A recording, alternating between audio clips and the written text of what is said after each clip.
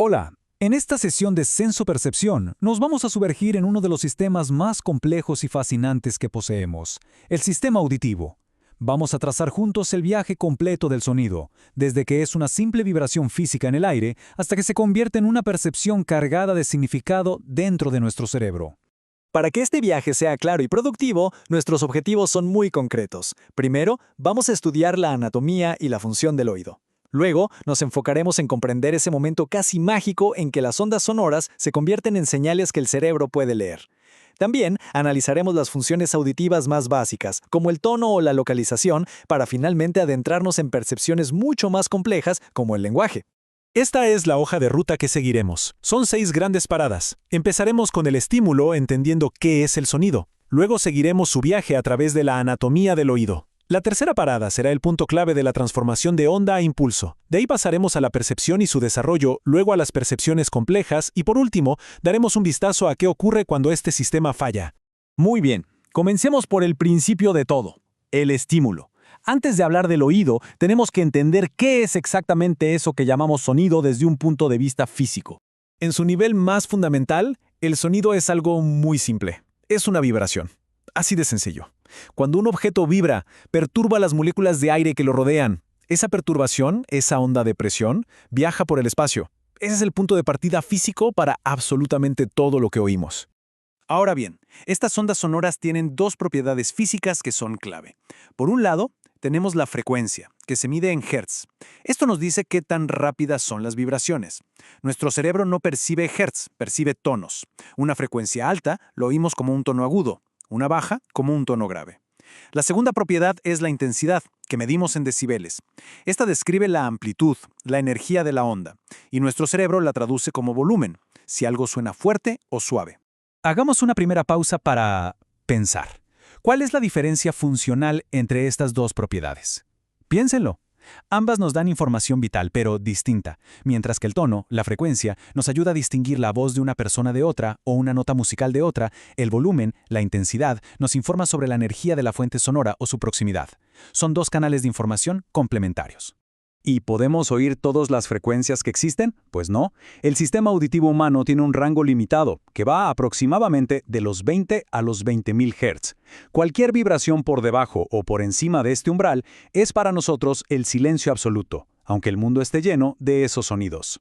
Para que nos hagamos una idea más clara de la escala de decibeles, usemos ejemplos cotidianos. El tic-tac de un reloj, un sonido muy suave, se ubica alrededor de los 20 decibeles. Una conversación normal como esta está en torno a los 50 decibeles. Esto nos da una referencia para entender la magnitud de la intensidad sonora. Perfecto, ya entendimos el estímulo. Ahora sí, sigamos su viaje. Vamos a ver cómo esa onda sonora es capturada, canalizada y procesada paso a paso por las distintas estructuras anatómicas de nuestro oído. Observen con atención este diagrama. Es nuestro mapa para este viaje. Podemos ver claramente que el sistema se divide en 3 secciones principales. El oído externo, que funciona como una antena receptora. El oído medio, que es un ingenioso sistema de amplificación mecánica. Y el oído interno, que es donde ocurre la verdadera transformación. Entonces, el viaje del sonido arranca en el pabellón auricular, que recoge la onda como un embudo. De ahí, viaja por el canal auditivo hasta chocar con el tímpano. El tímpano, que es una membrana, empieza a vibrar. Estas vibraciones se transmiten a una cadena de 3 huesecillos diminutos en el oído medio, los famosos osículos, que actúan como palancas para amplificar la señal. Y esta señal amplificada se entrega al oído interno, donde la cóclea le está esperando para hacer su trabajo. Pensemos un momento en esto. ¿Por qué es tan necesaria esta amplificación? ¿Por qué el oído medio necesita esos huesecillos? La clave está en el cambio de medio. El sonido viene viajando por el aire, pero dentro de la cóclea, en el oído interno, hay líquido. Si la vibración pasara directamente del aire al líquido, la mayor parte de la energía se reflejaría, se perdería. Los osículos son el puente perfecto para que esa energía se transmita de forma eficiente. Hagamos otra pausa pedagógica aquí. Piensen en qué punto del recorrido estamos. La onda sonora ya fue captada, ya fue canalizada y, muy importante, ya fue amplificada mecánicamente. El sistema superó el desafío de la transmisión de energía. ¿Cuál creen que es el siguiente desafío crucial? Pues el gran reto ahora es traducir este lenguaje de movimiento mecánico al único lenguaje que el cerebro entiende, los impulsos eléctricos. Y con eso entramos en la fase más crítica y asombrosa de todo el proceso, la transducción auditiva. Este es el momento en que la física se convierte en biología. Es aquí donde una vibración se convierte, finalmente, en una potencial percepción. Este esquema lo resume de forma perfecta. Tenemos 3 pasos. El oído externo recoge, el oído medio amplifica y finalmente el oído interno, específicamente la cóclea, convierte. Es dentro de esa estructura en forma de caracol donde unas células especializadas, las células ciliadas, al ser movidas por la vibración del líquido, van a generar la señal eléctrica. Y aquí está la respuesta a esa pregunta clave. Dentro de la cóclea hay miles de células diminutas con una especie de pelos microscópicos, las células ciliadas. Cuando la vibración del líquido las mueve, estos cilios se doblan. Este simple movimiento físico abre unos canales en la célula, permitiendo que partículas con carga eléctrica entren. Este flujo de cargas crea un impulso eléctrico. Es, literalmente, la traducción de movimiento al lenguaje neuronal. Ahora bien, una vez generada esa señal eléctrica, no llega de forma mágica a nuestra conciencia. Tiene que seguir una ruta neuronal muy específica. Desde el nervio auditivo, la señal viaja primero al tronco encefálico, haciendo paradas en núcleos como el coclear y la oliva superior. Luego asciende hasta el tálamo, que es como la gran estación de relevo de los sentidos. Y de ahí, por fin, llega a su destino final, la corteza auditiva, en el lóbulo temporal. Es ahí donde empieza la percepción consciente del sonido. Ya hemos llegado al cerebro, así que ahora nuestro enfoque cambia. Pasamos de la fisiología, de las estructuras, a la psicología de la audición. Cómo interpreta el cerebro estas señales que le llegan y cómo evoluciona esta capacidad a lo largo de nuestra vida. Es fascinante saber que la audición no empieza cuando nacemos. Alrededor de la semana 20 de gestación, el feto ya es capaz de oír, especialmente la voz de la madre. Un recién nacido ya oyó una gama amplia de sonidos, pero su capacidad para discriminar y darles sentido es aún inmadura.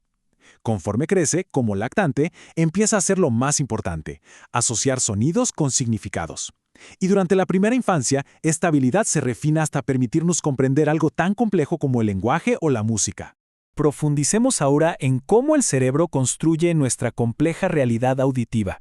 Porque no solo oímos, somos capaces de saber de dónde viene un sonido, de entender el significado del habla o de apreciar la estructura de una melodía. Una de las hazañas más notables de nuestro cerebro es la localización auditiva. ¿Cómo sabe de dónde viene un sonido si no lo estamos viendo? Utiliza principalmente 2 pistas que le llegan de tener 2 oídos. La primera es la diferencia de tiempo interaural, o ITD, la pequeñísima diferencia, en microsegundos en el tiempo de llegada del sonido a cada oído. La segunda es la diferencia de nivel interaural, o ILD. El sonido es un poquito más fuerte en el oído que está más cerca de la fuente, porque nuestra propia cabeza crea una sombra acústica.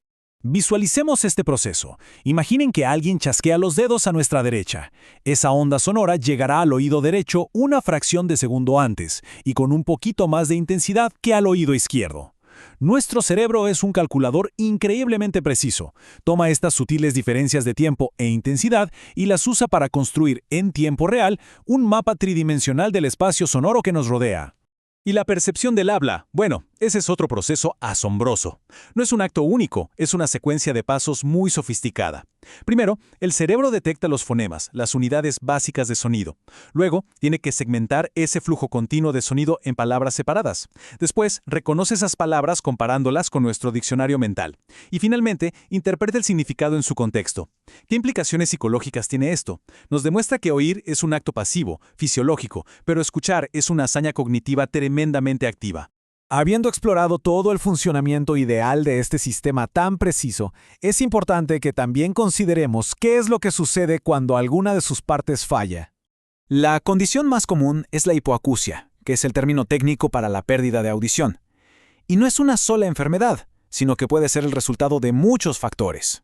El simple paso del tiempo, la genética y algo muy común en nuestra sociedad moderna, la exposición continua a ruidos muy fuertes, que puede dañar de forma irreversible las delicadas estructuras del oído.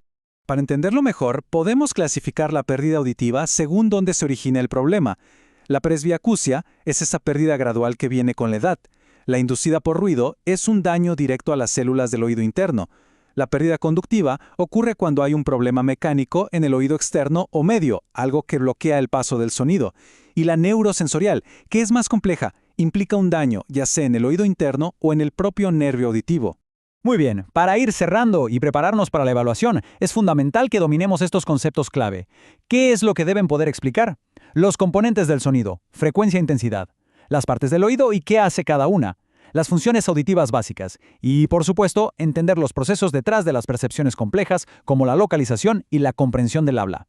Quiero que nos quedemos con esta idea como síntesis final. Lo que hemos hecho juntos es recorrer ese viaje completo. Partimos de una simple vibración en el aire, seguimos una cadena de eventos mecánicos y electroquímicos para culminar en una percepción llena de significado. La música que nos emociona, una advertencia de peligro o la voz de una persona querida.